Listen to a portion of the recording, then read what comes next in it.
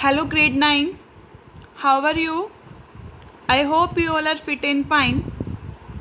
So, welcome to my lecture, Chapter 3, Diversity in the Living Organism. So, today we will discuss about the Plantia kingdom. So, let's start today's lecture.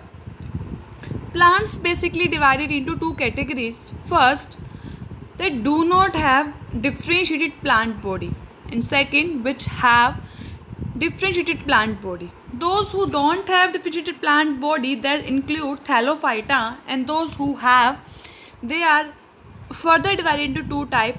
First, that without specialized vascular tissue. Second, with specialized vascular tissue. Those who without specialized vascular tissue, that include Bryophyta, and those with specialized vascular tissue involve two categories. First, those who do not produce seed, and second, which produce seeds. Who do not produce seeds include Pteridophyta. Second, that produce seeds include Phanerogams. Phanerogam is further divided into two categories: bear naked seed and bear seed inside fruit. Naked seeds basically consist gymnosperm, and seed inside fruit include angiosperms. Now, the basis of the division in kingdom Plantia. First is differentiated body parts. Body is differentiated into leaves, stem, roots, flower, etc. Second is the presence of vascular tissue. There are two types of the vascular tissue that present in the plant. First is xylem, second is the phloem. Xylem is basically help in the transport of water, and phloem help in the transport of food. Vascular tissue is basically a specialized type of tissue which help in the transportation in the plants. Okay. After that, third is reproduction through seeds or spores. First is Phanerogam. Plant with seeds are called Phanerogams. They basically contain embryo with stored food, and these are basically multicellular. Second, Cryptogams involve those plants with spores, okay, and they contain only naked embryo and are generally unicellular. Fourth criteria, seeds are inside fruit or naked. First is angiosperm. These are those plants with seed inside the fruit or bears flower. Second, gymnosperm. These are the plants with naked seed. Okay, that means they do not bear any flower.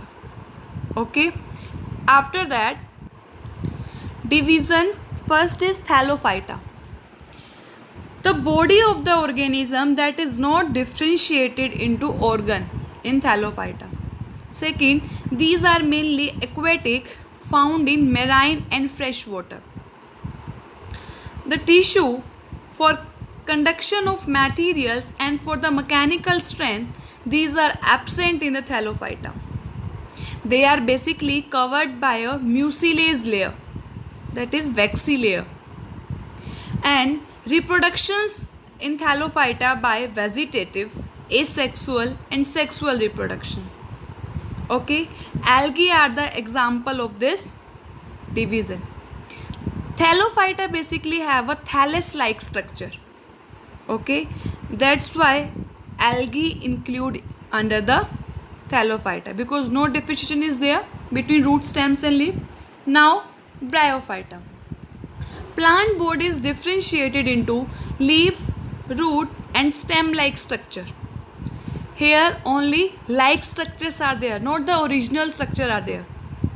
Special conducting tissue that are absent in the Bryophyta. These are known as amphibian of the plant kingdom because they require water to complete their lifespan.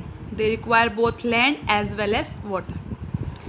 Reproduction in the Bryophyta done by the vegetative, sexual and asexual.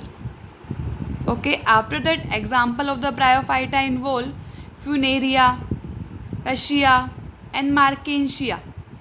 These are the few example of the Bryophyta. In the pictures you can see the example of Bryophyta. Okay. After that, third is Pteridophyta. In Pteridophyta, plant body is differentiated through roots, stems and leaves. Okay. They basically have conductive tissue. All the above discussed plant type that does not bear any seed, instead they bear spores. Okay, they are also known as cryptogam. Okay, so in the Pteridophyta they require water for the purpose of reproduction. Example of Pteridophyta are Dryopteris, Marsilia and Selaginella. These are the example. Now Gymnosperm. They are the most primitive and simple seed plants. These plants bear naked seeds, means seeds are not enclosed in fruits. These are perennial, evergreen trees having woody trunk. They basically bear cones in which seeds are placed. Just see in the picture. Xylem lack vessels and phloem lack companion cells. They are divided into two groups. Cycas, second Pinus. Okay, these are occur in the categories Conifera and Saidae. Now Angiosperm. They are highly evolved plants and they produce seeds that are enclosed inside the fruit. These plants have flowers, hence they are known as flowering plant. Embryo in the seeds have special structure. These are known as cotyledons, which act as a seed leaves at the time of germination. They are divided into two groups. First is the monocot, second is the dicot. Okay. These both type we will discuss one by one in this lecture. So first is dicot. Okay, dicot is basically subdivision of the angiosperm. The seed produced by these plants have embryo with two fleshy leaves, or you can say two cotyledons. These leaves have reticulate venation with a network of the vein. Okay, the root system has a prominent tap root system. And in dicot, the flowers have 5 or multiple of the 5 petals. The vascular bundles are arranged in a ring. Okay, and the example of the dicot plant are pea, potato, sunflower, etc. Okay, there are basically two types of the venation, reticulate venation and parallel venation. But in the dicot, you can see reticulate venation. Next is the monocotyledons or monocot. The seeds of these plants have only one cotyledons or one leaves. Their leaves have a parallel venation, but in the dicot, reticulate venation. The root system consists of similar fibrous root, but in the dicot, there were tap root system. The flowers are trimerous, that means have 3 or multiple of 3 petals. The vascular bundles are scattered and closed. Example of the monocots are maize, wheat, rice, onion, etc. Okay, the rest part we will discuss in the next lecture. Till then, stay at home, stay safe, be happy, and thank you.